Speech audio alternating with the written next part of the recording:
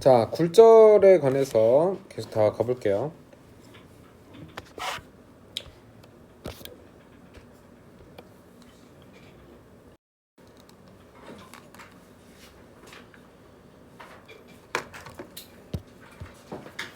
굴절 예시를 그림으로 표현하여라. 물에서 겉포기 깊이. 자, 얘는 그림을 어떻게 그려주면 되냐면은 수면을 그려주고 여기 이제 물고기가 있는 거야.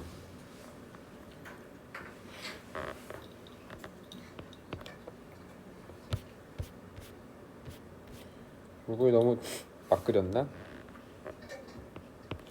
물고기스럽지? 오케이. 자, 이 물고기를 이제 수면 밖에서 쳐다봅니다. 그래서 우리가 눈은 그림으로 보통 그냥 이렇게만 표현하면 되잖아요, 그죠? 하지 말아야 될 건 먼저 해주자면은 눈에서 레이저를 쏘면은 안 되고요.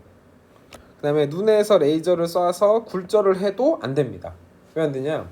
물고기를 눈으로 인지를 한다는 건 일단은 밖에 있는 조명이 햇빛이든 뭐든 간에 걔네들은 먼저 물고기를 비춰야 돼요. 그리고 물고기에 부딪힌 빛이 나오는 과정에서 굴절이 생기고 그 다음에 눈에 도착을 하는 겁니다. 오케이? 그래서 광선의 진행 방향을 물고기 출발 그 다음에 굴절 후 눈에 들어온다 화살표, 이게 맞아요. 눈에서 레이저를 쏘시면 안 돼요. 자, 진행 방향이 왜 이렇게 꺾이는지를 한번 봅시다. 빛이 물 속에서 더 빨라요? 공기 중에서 빨라요? 공기 중에서가 빠르겠죠, 그죠? 자, 위에가 빠른 곳이고 밑에가 느린 곳이에요. 느린 곳으로 붙는다. 굴절 방향 맞아요? 자, 굴절 방향 할 줄 알아야 되고요. 자, 그리고 나면은 사람 뇌는 빛을 직진한다고 인지를 하고 있기 때문에 물고기가 어디 있는 것처럼 보이냐면 이제 눈에서 점선을 그리는 거예요. 이렇게. 그래서 물고기가 이 자리에 있다라고 인지를 하는 거죠.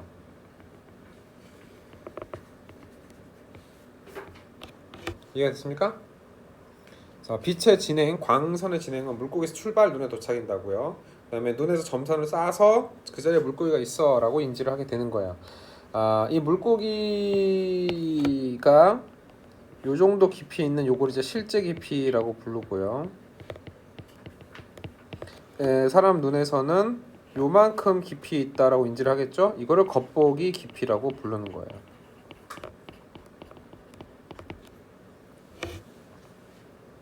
그래서 물에다가 발을 담그면 다리가 길어 보인다, 짧아 보인다? 짧아 보인다.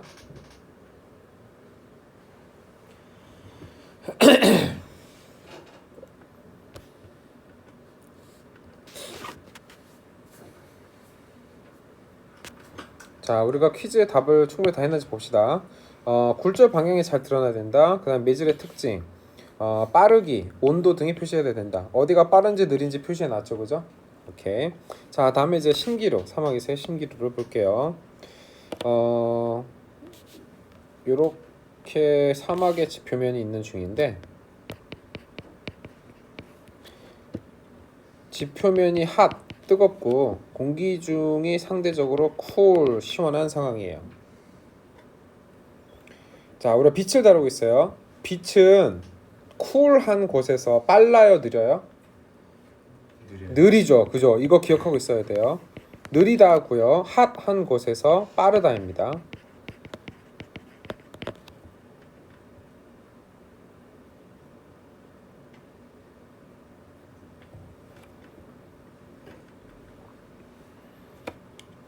자, 나무를 한 그루 그려둘 건데 삼각형으로 그릴게요. 이렇게 하고 나무를 하나 그려둘 건데 사람이 나무를 인지를 하려면은 눈에서 레이저 쏘는 거 아니고 조명이 나무를 먼저 비춘 다음에 사람 눈에 와야 되겠죠, 그죠? 자, 그런데 요거 그리지 마세요. 조명이 비춘 다음에 빛이 이렇게 진행하는 중인데 쿨한 곳에서는 느리니까 짧게 그려야 되고 핫한 곳에선 빠르니까 길게 그려야 돼요. 그래서 이게 파면을 결정하게 돼요. 핫한 곳에선 빠르다, 쿨한 곳에선 느리다. 그 다음 파면, 핫한 곳에선 빠르다, 쿨한 곳은 느리다. 파면. 그러니까 속력 차이가 그 다음 파면을 결정하게 되는 거고 이 파면의 간격을 결정하게 되는 거예요. 그리고 나서야 우리가 파동의 진행 방향은 무엇의 수직? 파면의 수직. 다시 파동의 진행 방향은 무엇의 수직?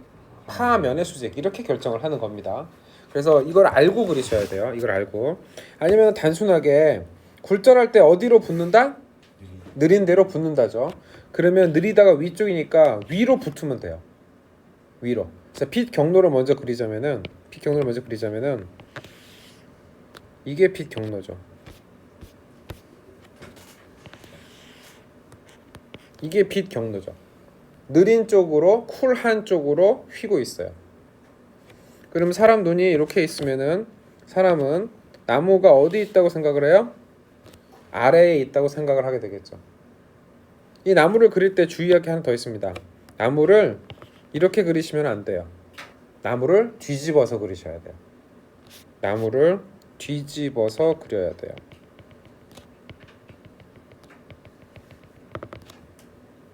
이해됐어요? 자, 빛이 굴절할 때 어느 쪽으로 휘고 있어요? 느린 쪽으로 휘고 있어요. 이거 기억하셔야 됩니다. 알겠죠? 여기다가 파면까지 그리면은 사실 너무 베스트예요. 파면까지 그리면. 자, 파면은 진행 방향을 이미 알았으면 파면은 이렇게 수직이 되도록 그리시기만 하면 돼요. 파면을 자세히 그리는 건 또 다른 거에서 새로 할 거니까 여기는 여기까지만. 오케이? 자, 그런데 사막에 나무가 있을 리가 어차피 없죠. 그러면은 나무가 아니라 애초에 이 빛은 어디서 온 거냐면은 하늘에서 온 거예요. 하늘. 우리가 호수가 하늘에 반사된 빛을 보면은 거기에 물이 있는 걸 인지를 하게 되잖아요. 그죠?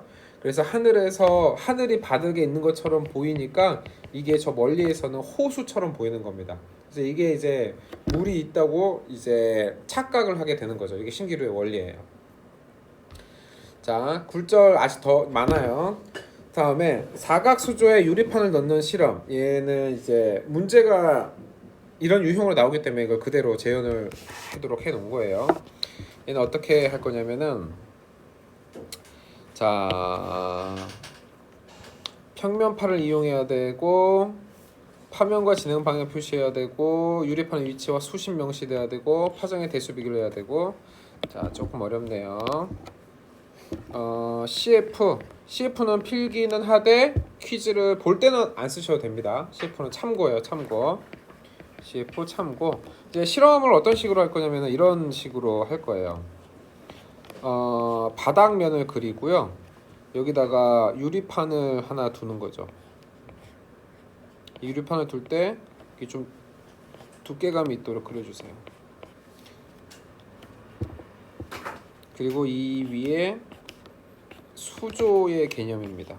이렇게 해서 물을 채워 넣는 거예요. 이해됐어요? 그러니까 육면체 수조에다가 바닥에다가 벽돌을 놓은 이런 느낌이에요. 그 다음에 파도를 만들어 줄 건데 파도는 어떻게 만들어 주냐면은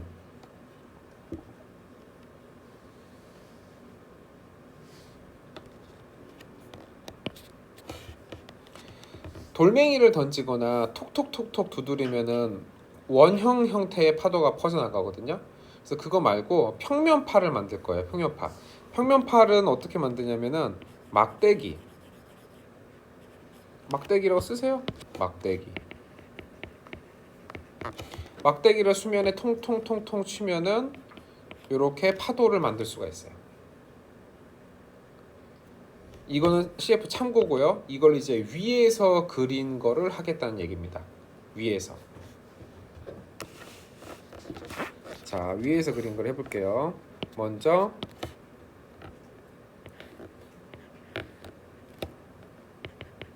파원 막대기를 표현을 해줘요. 그리고 바닥에다가 유리판을 깔아야 되니까 내가 유리판을 이렇게 깔았다라고 해줘요. 위에서 보고 있는 거예요. 자, 그러면 수면 기준으로 어디가 더 깊은 거죠? 유리판이 있는 데가 얕은 거죠. 유리판이 없는 데가 깊은 거고. 맞죠? 그래서 유리판이 있는 곳은 수심이 얕은, 그 다음에 유리판이 없는 곳은 수심이 깊은. 수심이 깊은 곳은 빠른. 수심이 얕은 곳은 느린. 이런 차이가 나는 거죠. 그래서 이제 굴절이 나타나는 걸 그리기 시작할 거예요. 이 굴절을 그릴 때는 우리가 지금 여기서 반드시 해야 될 게 파면과 진행 방향을 표시를 해야 되는데 파면을 먼저 그리면은 이 파동에 관해서 본인이 이해를 완전히 다 한 거예요. 근데 우리가 조금 지금 처음 배우는 거니까 요령을 피우자면 진행 방향을 먼저 할게요. 진행 방향. 파도를 통통통통 치면은 파도가 이렇게 진행하겠죠. 화살표 이해됐죠? 자, 그런 다음에 이거 왼 1번으로 붙어요, 2번으로 붙어요. 어디로 붙어야 돼요? 2번도. 느린 곳으로 붙는다요. 그죠? 크게 보는 겁니다. 빠른 곳, 느린 곳. 2번으로 붙어야 돼요. 그래서 이걸 이미 알고 2번을 그려줘요. 이걸 이미 알고 2번을 그려줘요. 이렇게. 더 확실하게 꺾을게요. 그리고 이제 마지막 해야 될 거. 이제는 파면을 그려야 됩니다. 파면. 파면과 진행 방향은 수직이다. 다시 뭐라고? 파면과 진행 방향은 수직이다. 그래서 파면을 그릴 때 이렇게 그리는 거야. 수직이야. 수직이야. 수직이야. 수직이야. 내가 이거 그릴 때 간격 똑같이 그려야 된다. 파면과 파면 사이를 우리가 뭐라고 부르지? 파장. 마루에서 마루까지니까, 그죠? 파장.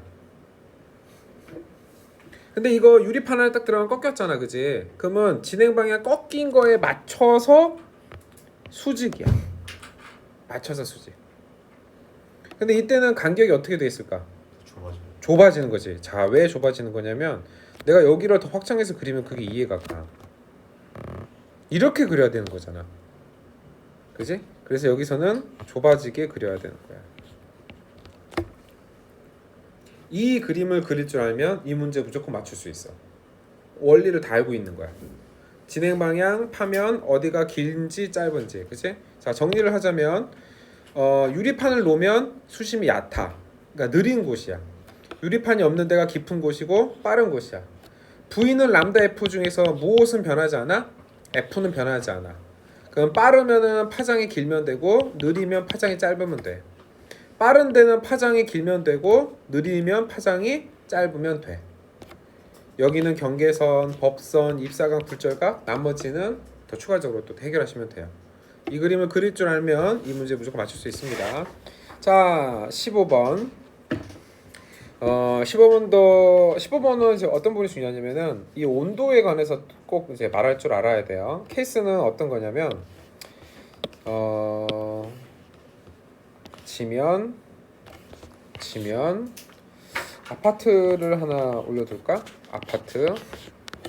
그 다음에 소음이 있는 거지. 개가 짖든 사람이 고성방가를 하든 야! 하고 소리를 낸 거야.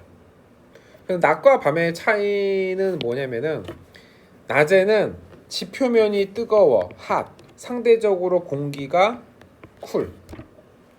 밤이 되면 고체로 이루어진 지표면이 연령량이 작아서 빨리 식어. 지표면이 쿨해지고 상대적으로 공기가 따뜻해, 핫. 파면을 먼저 그릴 줄 알면 사실 베스트지만 우리가 굴절 방향을 먼저 표시를 할게요. 자, 야! 라고 소리치면 이거 직진하지 않아요. 어디로 휘어야 돼요? 느린 쪽으로 휘어야 돼요. 쿨한 데가 느려요? 핫한 데가 느려요? 쿨한 데가 느리죠? 쿨한 쪽으로 이렇게 휘게 그리면 돼요.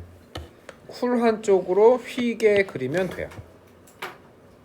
이걸 휘게 그리고 나면 지금 그린 게 진행 방향이기 때문에 파면은 진행 방향이 어떻게 그린다? 수직으로 그린다예요. 그래서 야!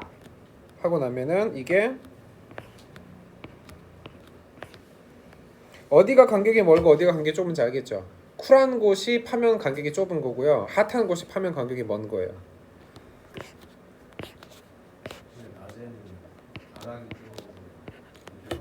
네, 맞아요. 밤에는 고체가 더 일찍 쿨다운 된다라고 치는 거예요. 근데 이 밤낮의 지표면의 온도가 그렇다는 게 조금 이제 억지스러울 수도 있잖아. 그래서 출제자가 아주 명확하게 명시를 내죠. 문제를 어떤 식으로 내냐면 그냥 대놓고 이렇게 해. 여기는 찬물을 두고 여기는 이제 뜨거운 물을 두고 그다음에 공기 이렇게 실험을 해. 그래서 온도가 어디가 높고 낮은지를 문제 정확하게 가이드를 해줘요. 이 퀴즈의 이제 요지는 뭐냐면은 그래서 밤에 야라고 소리 지르면은 소리가 위로 올라가서 확 위로 올라가는 게 아니라 지표면으로 다시 깔리죠, 그죠? 그래서 똑같은 소음이라도 밤에 더 멀리 전달이 되는 거예요, 지표면에. 다음에 또 굴절 예시입니다. 이거는 좀 고급 문제예요. 고급 문제. 헬륨과 이산화탄소가 들어가 있는 풍선을 둘 겁니다. 이제 세팅은 이제 이렇게 되어 있는 거죠. 스피커에서 소리가 나는데 풍선이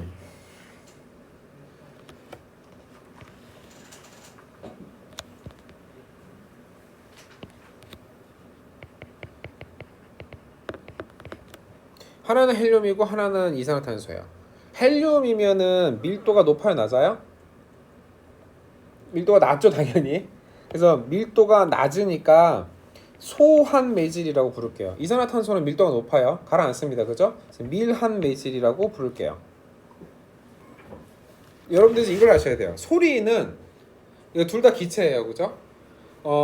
헬륨에서 속력이 더 빠를까, 이산화탄소에서 속력이 더 빠를까? 소리는 이산화탄소. 이유가 왜 그렇다고 생각해? 그러니까 이게 어떤 이유나 논리가 있으면 시간이 지나도 안 까먹고 다시 똑같은 대답을 할 수가 있거든. 밀도가 크니까.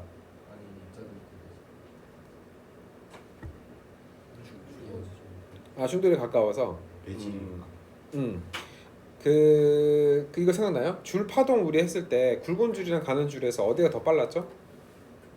가는 줄이 빨랐죠. 가는 줄이 빨랐던 이유가 뭐냐면은 질량이 작아야지 빨리 흔들릴 수 있다고 했어. 그러니까 똑같은 힘을 받았을 때 가속도가 더 크단 말이야. 그러면 다시 물어볼게. 이 소리는 사실 압력이 전달이 되는 거야. 같은 압력을 받았을 때 어느 입자가 더 쉽게 움직이겠니? 헬륨이 더 쉽게 움직여요. 그래서 속력이 어디가 더 빨라요? 헬륨에서가 속력이 더 빨라요. 이걸 알아야 풀 수가 있어요. 그래서 헬륨이 채워져 있는 곳은 빠른 곳이 되고요. 이산화탄소가 채워진 곳은 느린 곳이 됩니다. 옵스.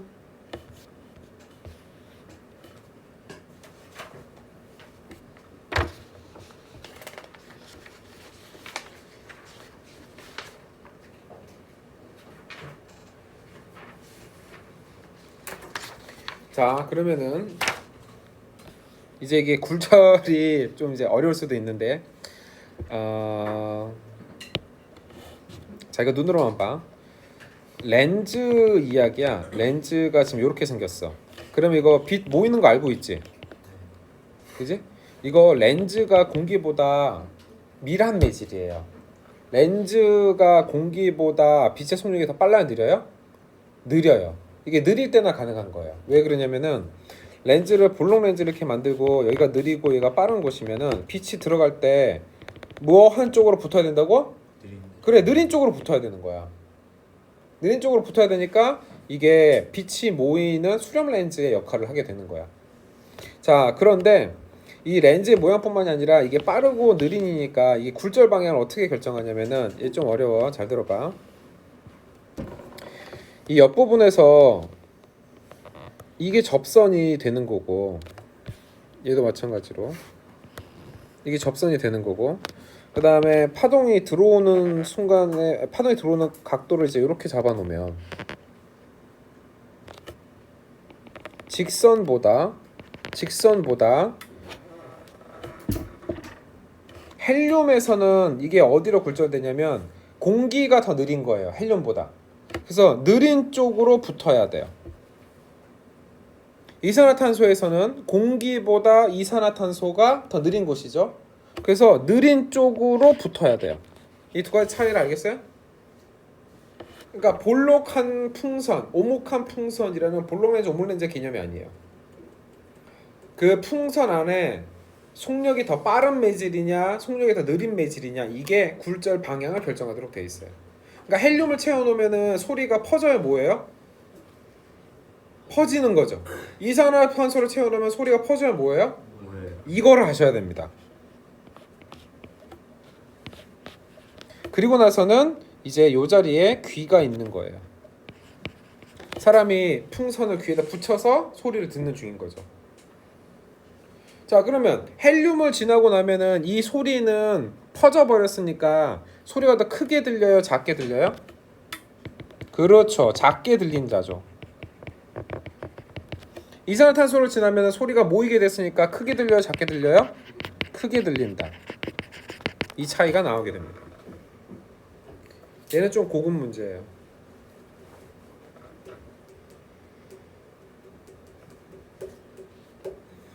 자, 모든 질문에 대답했는지 봅시다. 굴절 예시다. 소리 굴절이고 헬륨 또는 이산화탄소를 채우고 했다. 그다음에 소리의 세계관에서 얘기했고 진동수에 어떤 변화가 있는가? 우리 진동수를 얘기 안 했네요. 진동수는 어떻죠? 진동수 F는 일정. 그렇죠, 일정하다. 이거는 변하지 않습니다. 이 파동 퀴즈가 지금 우리 하고 있는 이 파동 이론 퀴즈가 컴팩트한 버전은 한 3페이지짜리야. 선생님이 얘를 최근에 업데이트를 해서 디테일을 늘렸어. 이유가 뭐냐면 너희들이 시험을 봤을 때 씨발 이걸 왜 틀리지? 라는 것들이 이렇게 좀 디테일을 좀 덜 설명해 줬더니 알아서 해결을 못 하더라고. 그래서 이 퀴즈가 디테일 최대한 더 넣어서 이제 만든 거야. 이걸 다 외우면은 어지간한 정도가 아니라 모든 문제에 관한 모든 설명을 다 할 수가 있어요. 다음에 17번 전반사에 관한 겁니다. 전반사는 이렇게 그리시면 됩니다. CF 참고 먼저 할게요. 필기나 돼? 이거는 퀴즈는 안 써도 되죠. 참고. 굴절률이 작은 거 경계선, 굴절률이 큰 거 이렇게 써둘게요. 굴절률이 작은이라고 쓰면 빠르다, 느리다 바로 대응돼요? 그렇죠. 굴절률이 작은 게 빠르고 굴절률이 큰 게 느린 거죠. 점을 하나 찍고 이 점은 광원이에요. 광원. 램프, 빛 이런 겁니다. 자, 빛을 쏩니다. 수직으로 입사하면 그냥 수직으로 통과해 버리면 돼요. 조금 대각선으로 쏠게요. 이거 어디로 붙냐면 느린 쪽으로 붙으면 돼요. 느린 쪽으로 붙으면 돼요. 좀 더 옆으로 쏠까요? 느린 쪽으로 붙으면 돼요. 느린 쪽으로. 굴절 방향을 쓸 수 있겠죠, 그죠? 지금 그린 케이스가 굴절률이 작은 거에서 큰 거로 쏘는 케이스인데 이때는 전반사가 불가능한 케이스예요. 지금 그린 거는 전반사가 불가한 케이스를 표현해 본 거예요. 자, 이제 진짜 전반사를 배워볼게요. 경계선이 필요하고요. 굴절률이 큰 거에서 굴절률이 작은 거로 쏴야 돼요. 그래서 광원을 밑에다가 둘 겁니다.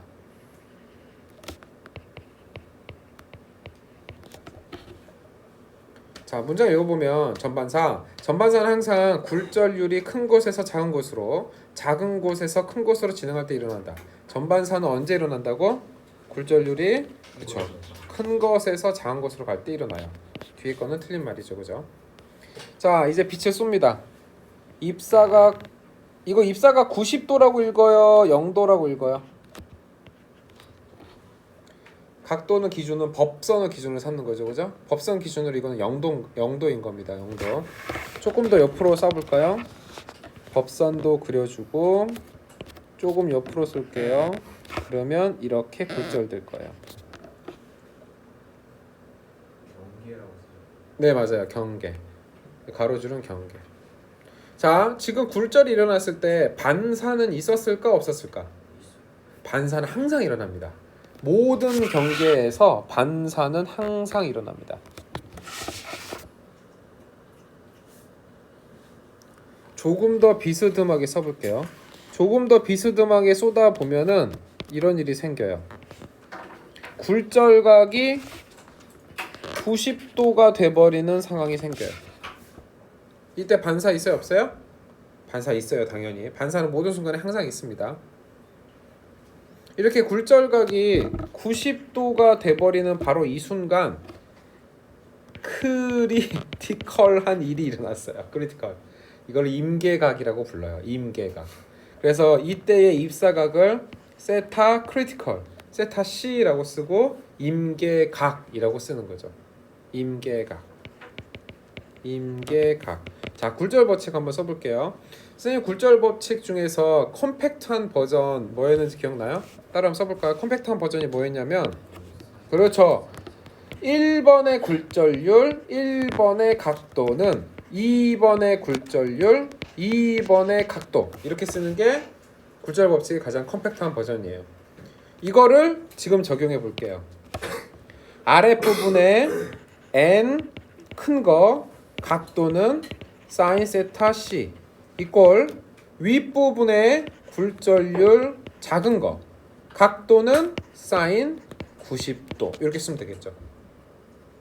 그래서 얘를 정리해서 얻은 거를 우리가 sin 세타 c 이꼴 n 큰 거분의 n 작은 거 임계각 공식이라고 불러요. 이 임계각 공식이 n1분의 n2인지 n2분의 n1인지는 절대 헷갈리지 않습니다. 왜 절대 안 헷갈리냐면 사인은 1을 넘어서면 안 돼요. 그러니까 무조건 분모에 더 큰 값이 있어야 돼요. 그러니까 무조건 분모에 굴절률이 더 큰 거를 쓰셔야 됩니다. 알겠죠? 자, 임계각에 대한 공식을 썼죠. 그 다음에 또 이런 질문이 있네요. 두 매질의 굴절률 차이가 클수록 임계각은 크다 작다. 만약에 굴절률 차이가 없어서 아래 위 물질이 똑같으면 그때는 전반사가 일어나지가 않아요. 왜냐면 위아래 물질이 똑같으면 빛이 직진해 버릴 거니까. 그죠? 그러면 전반사가 잘 일어나려면 굴절률 차이가 없어야 돼요? 커야 돼요? 커야 되겠죠. 그죠? 굴절률 차이가 클수록 전반사가 잘 일어나요. 전반사가 잘 일어난다는 얘기는 무슨 뜻이냐면은 전반사를 보기 위해서 비스듬하게 쏴야 돼요? 아니면 전반사가 워낙 잘 일어나니까 그냥 냅다 꼬라박아도 잘 일어나요? 꼬라박아도 잘 일어난다는 뜻이에요. 임계각이 크단 얘기예요? 작단 얘기예요? 작단 얘기예요. 자, 수학적으로도 이렇게 생각하셔도 돼요. 전반사가 잘 일어난다는 건 굴절률 차이가 크다는 것이다. 밑에가 크면 클수록 위에가 작으면 작을수록 전반사가 잘 일어난다.